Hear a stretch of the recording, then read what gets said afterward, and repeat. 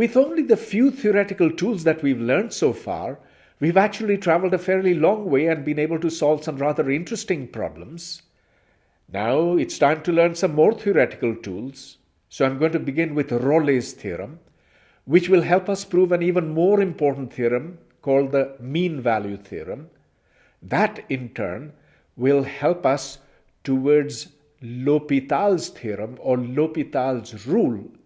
L'Hopital's rule is very useful for getting the limits of ratios of functions. Let's begin by looking at Rolle's theorem, discovered a long time ago in 1681.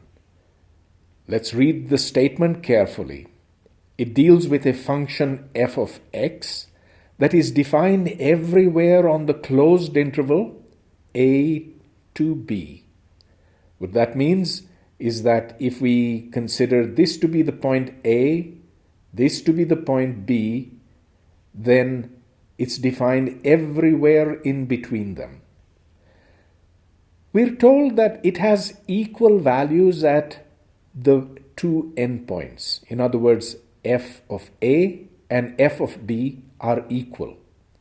So if this is f of A, then this is f of B, and the two values of the function at the endpoints are equal. We have been told as the condition for the theorem that f is continuous everywhere on AB, which means that it cannot have breaks, of course. So it can't be that you go from the left and you arrive at this value and you go from the right and you arrive at this value. So this and this lead to a gap, and so that is a discontinuous function. That is not allowed. We're also going to conclude from this that it has a maximum and a minimum. Every continuous function has to have a maximum or a minimum on an interval. It cannot be infinity or minus infinity. Now, not only is the function continuous, it is also differentiable everywhere on the open interval. So it doesn't have to be differentiable here or over here, but it has to be differentiable everywhere in between A and B. Now, let's first make a picture of what this theorem is trying to tell us. It says there is at least one point, C, there could be more, that lies in AB such that the derivative of the function at that point, C, is 0. So if we take f of A to be this, f of B to be that, the function could rise up and then it could come down. And since it has a maximum, well, at this point, C, it has a derivative, f prime, at the point C, which is 0. Now, that's for a maximum. What if you have, again, the same situation, A, B, f of A, f of B, but now there is a minimum. Let's say that the function goes down. Well, at this point, the derivative becomes 0. So C is now a different point, but again, the derivative here, in other words, the gradient at C is 0, just like the gradient at C here was 0. Of course, it could be that you could have the maximum and the minimum of the functions being equal. So if this is f of A and this is f of B, we could have that the function is a constant. And so that also would mean that there is one point, in fact, any number of points that lie in AB such that the derivative is 0. Now let's get to the proof of this theorem. So the proof will proceed on the basis that continuity implies that there is a maximum and a minimum of the function. So the function cannot be infinite. What that means is the function has to have bounds, upper and lower bounds. Since it is differentiable, now you see here I'm using the fact that it is differentiable everywhere on AB. So the differentiability means that if it is at a maximum, if the function has a maximum between the points A and B, then f prime of C has to be 0. So that's the case illustrated here. C is some point between A and B, and here the derivative of the function is 0. On the other hand, it could have a minimum, and if the minimum is, let's say, over here, then as before we have f of A, f of B. The minimum of the function occurs here, and we know that whenever there is a minimum point, the derivative or the slope of the function has to be 0 at the point where the function has a minimum.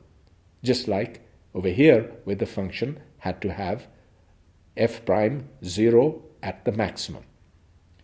And finally, this is the trivial case where f of A and f of B are both the maximum and the minimum of the functions. Before we move on, let me go over Rolle's theorem fast once again.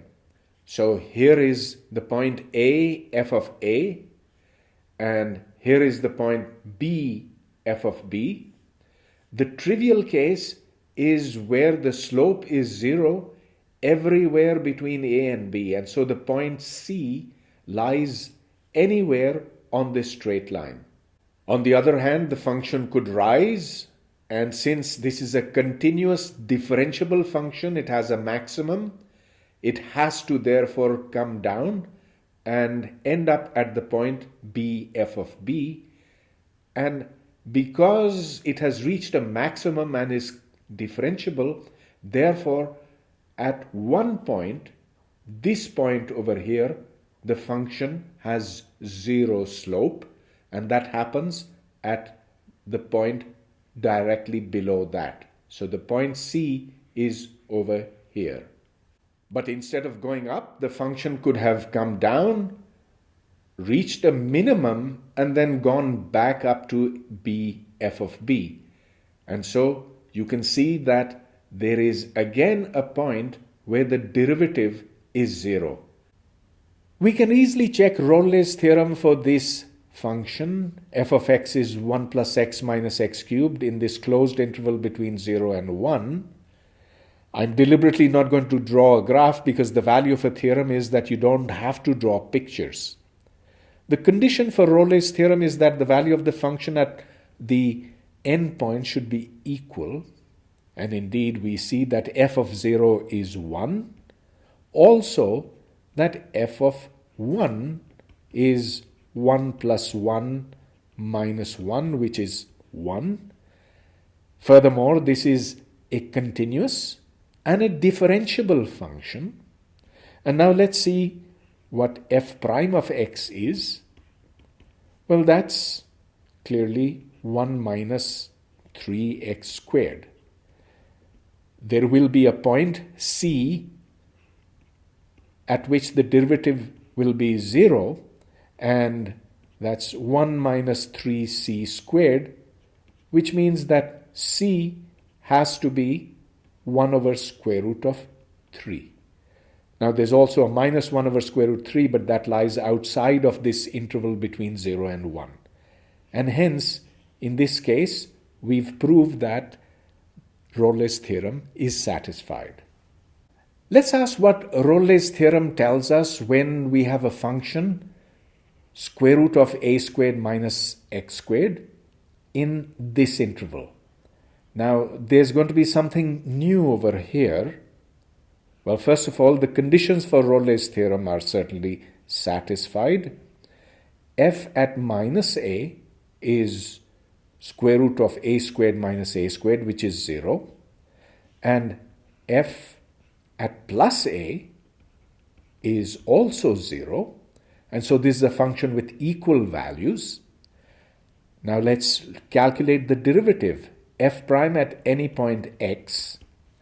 Well, that's obviously half a squared minus x squared to the minus half. And then when we differentiate minus x squared, we get 2x with a minus sign. And so the whole thing is minus x divided by the square root of a squared minus x squared. Now, obviously, the value of f prime at the point 0 is 0, and so c is 0. That is to say, there is a point that lies between the two extreme points where the derivative is 0. But the important thing to notice over here is that we do not insist that f prime minus a or f prime at plus a exist. In fact, they do not.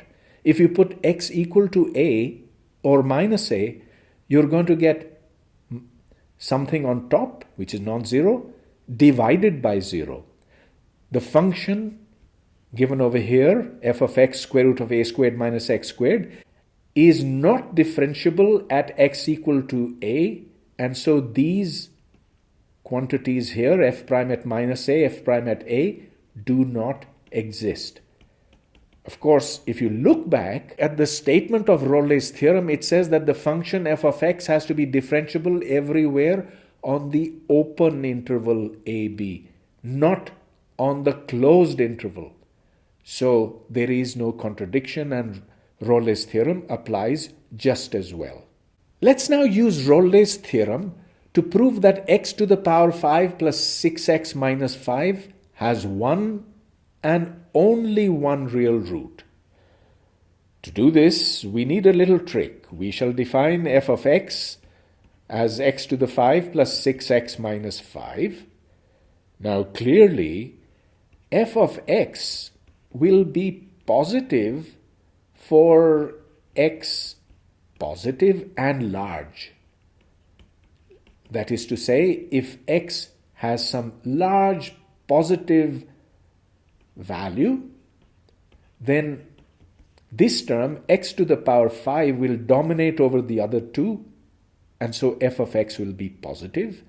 Conversely, when x is large and negative, so x negative and large, then f of x is going to be negative. And so this is the kind of picture that we're developing. For x large and negative, the function is somewhere down over here. For x large and positive, the function is up over here. Since it's a continuous function and a differentiable one, therefore, somehow the function has to cross from below and go up. And here is the point where the function is 0, where it has a root. Now that's all very well, but how do we know that there is not another root or other roots? So is it possible that we could have this situation?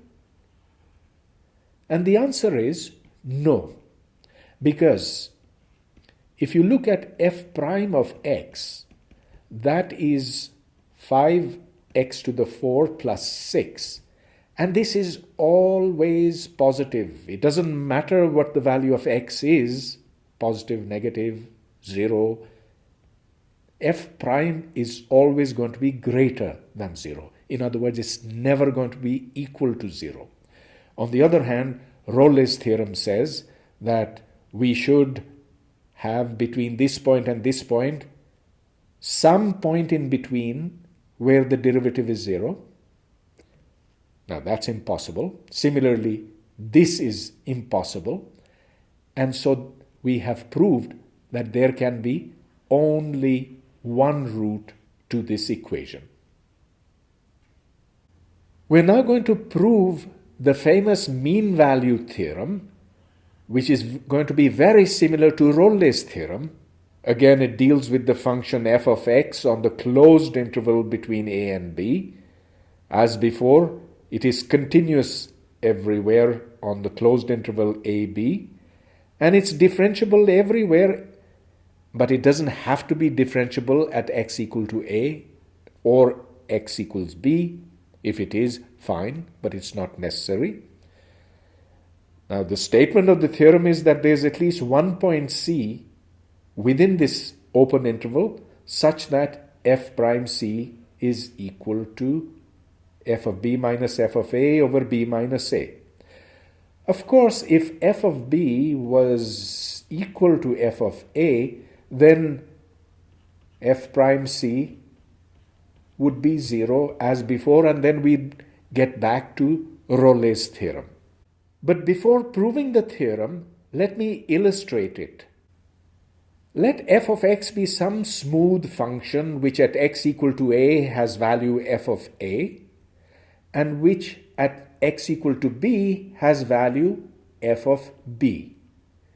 Now, if I was to connect these 2 points up with a straight line, that straight line would pass through the 2 points and have a slope which is f of b minus f of a divided by b minus a.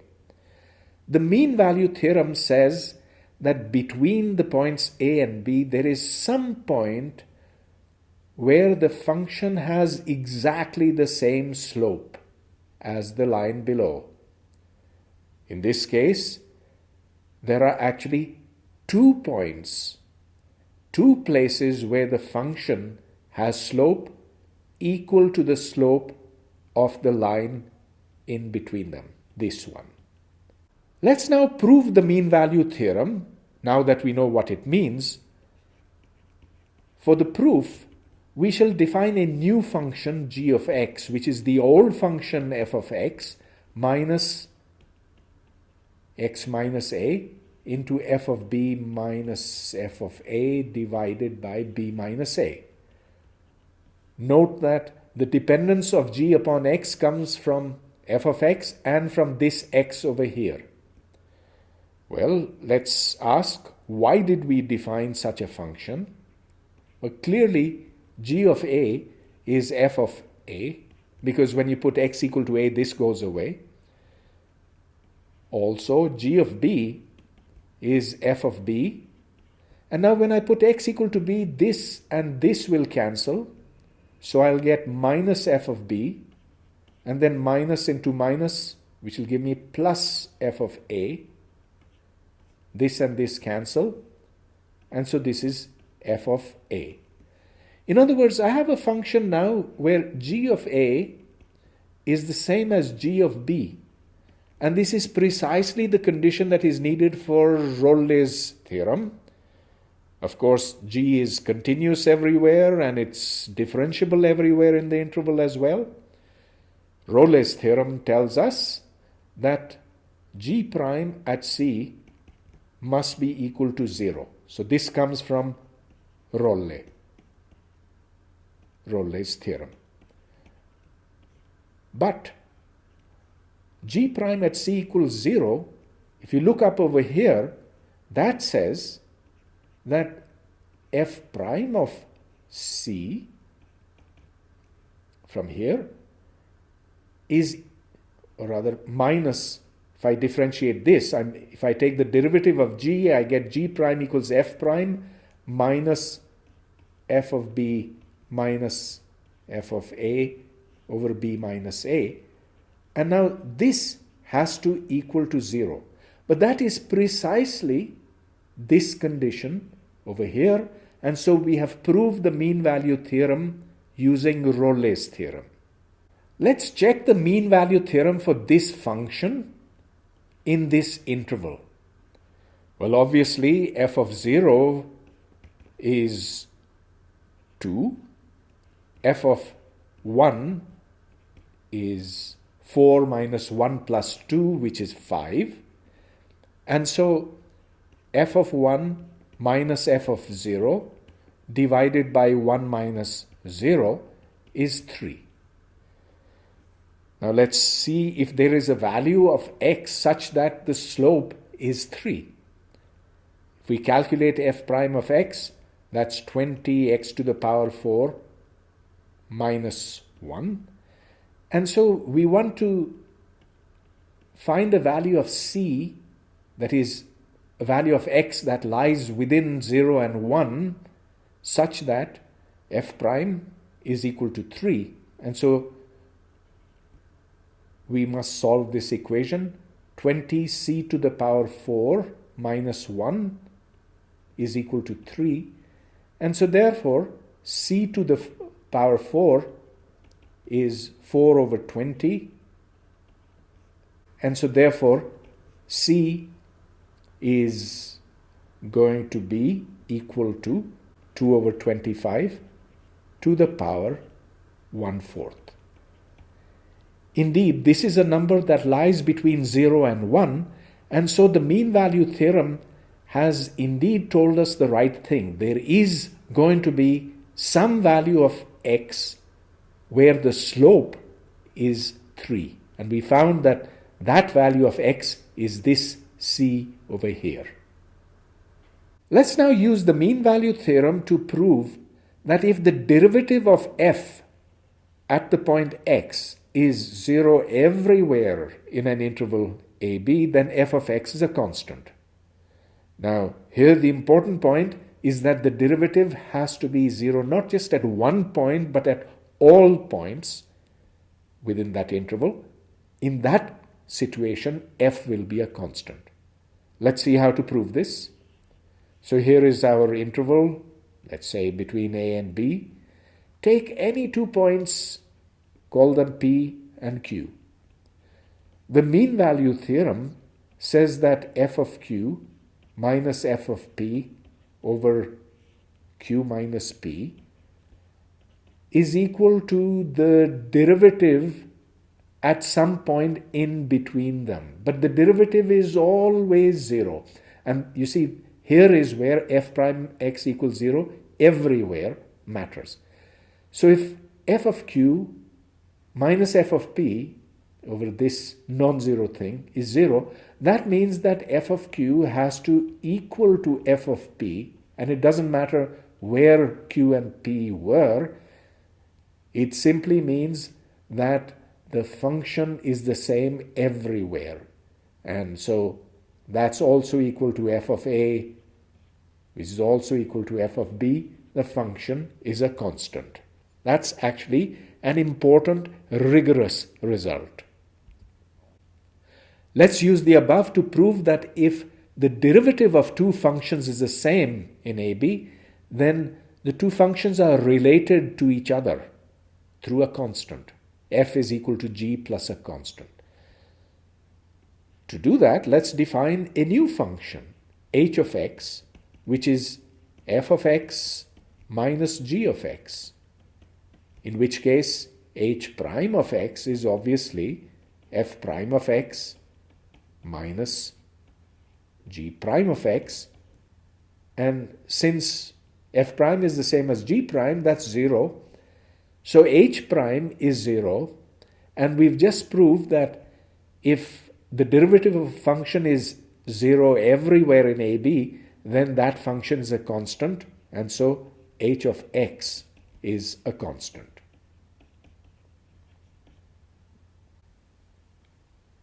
I'm now going to prove a very useful theorem called L'Hopital's theorem or L'Hopital's rule using the mean value theorem. L'Hopital's theorem says the following. Suppose there's a function f whose limit as x tends to a is 0, and the limit of g as x tends to a is 0. Further, suppose that the limit f prime over g prime exists, then the ratio f over g and the ratio f prime over g prime have the same limits as x tends to a. As a very trivial illustration, suppose f of x is x and g of x is also x. In that case, the limit as x tends to 0 of f of x is 0, the same for g. And if you look at f prime over g prime, that's 1 over 1, that's 1.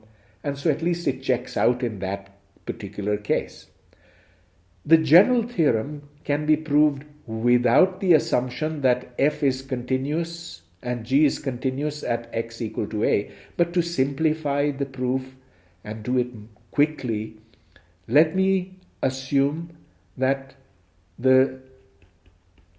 so let's make this further assumption that the limit as x tends to a of f of x is f of a, and similarly that the limit as x tends to a of g of x is g of a. Now this is an assumption that's not really needed, but it'll make things faster. Now let's use the mean value theorem, and let's first sketch things so that the concept is clear before us. So here's x equal to a, and let's say that this is a small distance epsilon away from it. So this distance here is epsilon. The function f of x is 0 over here, and so it's something like this, let's say. If I use the mean value theorem, then f at a plus epsilon minus f of a, which is 0, of course, divided by a plus epsilon minus a, that is epsilon, is equal to f prime of, let's call this number over here c. So the mean value theorem says that if I have this point here, which is f of a plus epsilon, then there is a point c that lies somewhere between this point and this point, such that this holds. In other words, f of a plus epsilon is equal to epsilon times f prime of c for some value of c that lies in between a and a plus epsilon. Now similarly, I can write for g that g of a plus epsilon is epsilon g prime of some other number d, and d might lie over here, or it might lie over here, but it lies between a and a plus epsilon. Now let's divide the two. F of a plus epsilon divided by g of a plus epsilon, and that's equal to f prime of c over g prime of d. As epsilon gets smaller and smaller, you'll see that c and d both get squeezed between a and a plus epsilon. And so therefore we have proved that the limit of f of x over g of x as x tends to a means that epsilon goes to 0. That's the same as the limit of f prime of x over g prime of x as x tends to a. Now there's been, I repeat, a small amount of cheating over here because we did not really have to assume this continuity over here. Nevertheless, this proof is a good working proof to tell you how the mean value theorem works. Let's apply L'Hopital's rule to the functions up above. Sine goes to 0 as x goes to 0. So does x squared go to 0. And so we can now write this as the limit of the two derivatives. If I differentiate sine squared of 2x, I get 2 sine 2x. And now I have to differentiate sine 2x, so that's 2 cosine of 2x. At the bottom I have 2x, and so I can cancel one of the 2's. But this is still something that's going to 0 as x goes to 0. So is the numerator going to 0. And so we need to differentiate once again. Differentiating sine of 2x, I get 4 cosine 2x. And of course, there's cosine 2x over here, so that's squared. Now, in principle, I need to differentiate cosine of x also, but then that'll give me a sine and a sine from here. That'll go to 0 as x goes to 0. At the denominator, I have 1, and so the limit as x tends to 0 will be 4. So that was easy enough. This is a similar problem. Let's simplify first. Write this as 1 over 1 minus cos squared 5x divided by x squared, which is cos squared 5x minus 1 divided by x squared cos squared 5x. Now both the numerator and the denominator go to 0, so let's differentiate the numerator once, and we get, when we differentiate cosine, we get minus sine, so we get minus 10 sine 5x cosine of 5x. And at the bottom, let's differentiate x squared first, so we get 2x cos squared 5x. And then, of course, we've got to write this x squared and then differentiate this, which we'll get again as minus 10 sine 5x cosine 5x. Again, the numerator and the denominator both go to 0, so we must differentiate once again. If we differentiate now sine of 5x, we're going to get 50 cosine 5x, and there's cosine 5x here, so that's squared. Then, of course, we must differentiate cosine of 5x, and we'll get sine of 5x, rather minus sine 5 of x. But that's not going to be useful because that's going to go to 0, so we don't really need to do that. Let's leave it as such and instead concentrate now on the denominator. When we differentiate here, we get from here 2 cosine squared 5x, and then we could differentiate cosine and we'd get sine, but that sine would meet with this x, and that's not necessary. Similarly, these terms are not necessary. You can check. And so what we get is minus 50 by 2, which is minus 25. And that's the answer to this question over here. The limit is minus 25. You should check to see that the terms that I've omitted were really unnecessary. We've been repeatedly differentiating the numerator and the denominator, but sometimes we can make mistakes. Here's an example. As x tends to 1, the numerator is 1 plus 1 minus 2, which is 0. So is the denominator 0.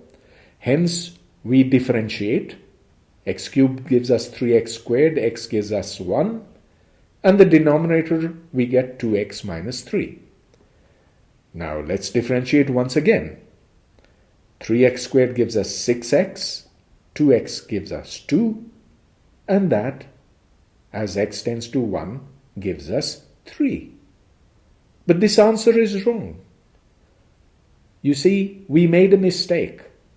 We did not realize that over here, as x tends to 1, here we have 3 into 1 plus 1, 4, divided by minus 1. So the correct answer is to be got from the above.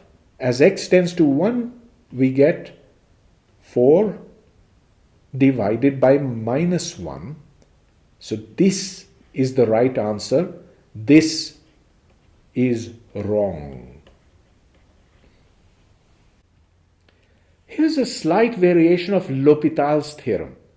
Suppose that f of x now goes to infinity as x approaches infinity, And the same for g.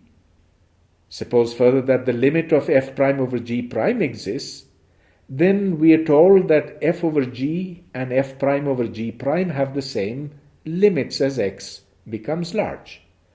This is not surprising at all, because suppose you were to define h of x as 1 over f of x. As x becomes very, very large, this would tend to 1 over infinity, which is 0. So then we'd be back in the same situation as we were earlier. Let's see how this works out for this example. We're told to find the limit of a function which goes to infinity, that's this one over here, divided by another function which also goes to infinity, as x tends to infinity. Now, of course, if you were to look at this function, you don't have to do much of a calculation. You know that when x becomes very, very large, x cubed will become much larger than x, and so this would go to 3 by 4. But let's apply the above rule just to see how things work out. 3x cubed when differentiated gives 9x squared minus 2. That's the derivative of the numerator. The derivative of the denominator is 12x squared plus 4x squared, 4x. And if I differentiate this once again, then I'll get 18x divided by 24x. And if I divide this by x or differentiate once again, I get 18 by 24, which of course is just 3 by 4. And so L'Hopital's theorem works out in this case as well. Now that we are done with this lecture, we have some pretty strong theoretical principles in hand, but the kinds of functions that we are able to apply them on are rather too simple. Just polynomials or ratios of polynomials or sine, cosine. And so it's time to expand the repertoire of functions. In the next lecture, we shall do exponentials and logarithms and related functions.